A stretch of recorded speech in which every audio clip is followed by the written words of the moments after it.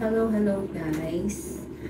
Today is September 1, 2025, our ninth dose ng Ozempic 0.25, pang third pen natin. So, ayun, dalawang pen pa kasi kailangan natin ubusin. It consists of 8 doses pa. So, 4 months. Ayun. Okay. Ozempic 0.25. Start tayo ulit ng bagong pen.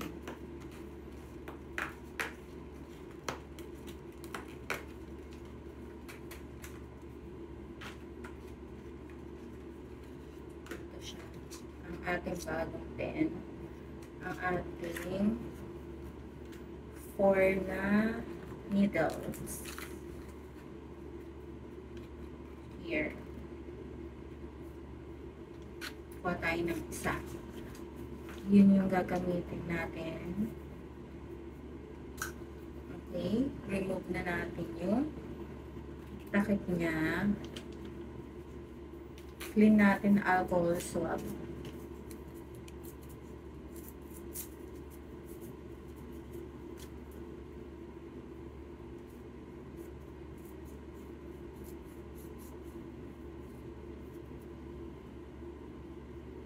Kabit natin yung needle. Remove yung first na takip ng needle and the second one. Ayan. Meron na siyang lumabas na water, na liquid. Ngayon, dahil bagong pen siya, isa-set natin siya ng prime.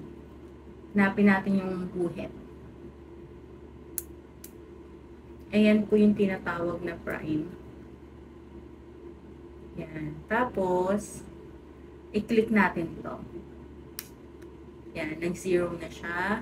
Ngayon naman, nahanapin natin yung 0.25.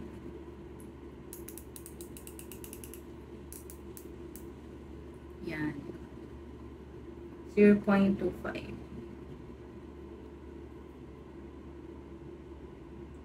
Yan. Ready na siyang gamitin.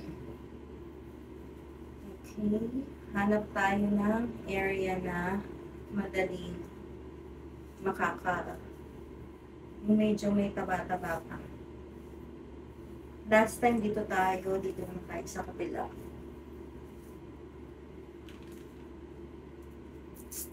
Clean natin na alcohol swab.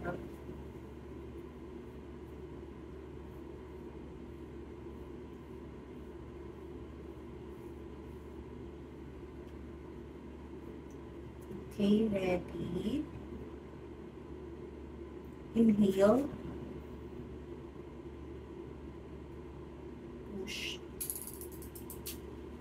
1, 2, 3, 4, 5, 6, 7, 8, 9, 10. Up. Okay.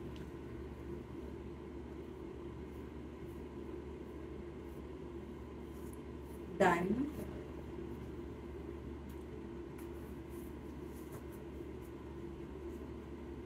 Balik natin yung takip.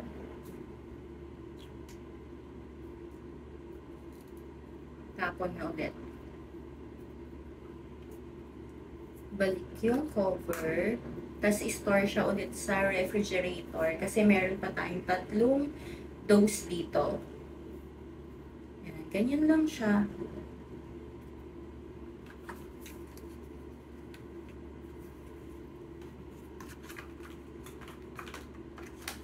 Yan. Huwag kalimutang ibalik sa ref.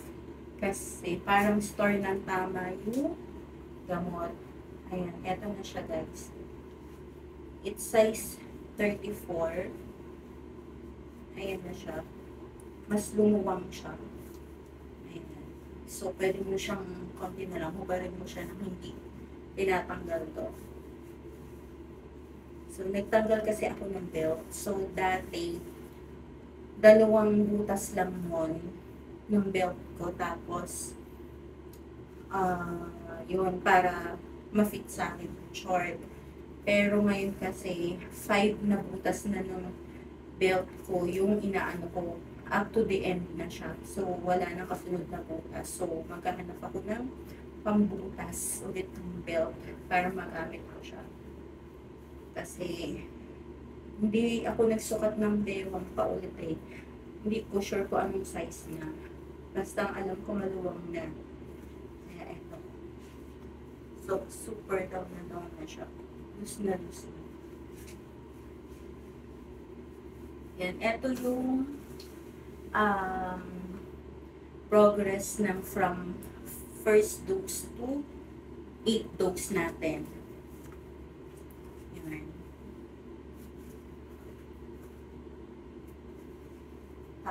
Naka-ano na. Ayun lang guys. Basta eat healthy, balanced diet, tapos exercise kahit 30 minutes daily. Thank you guys.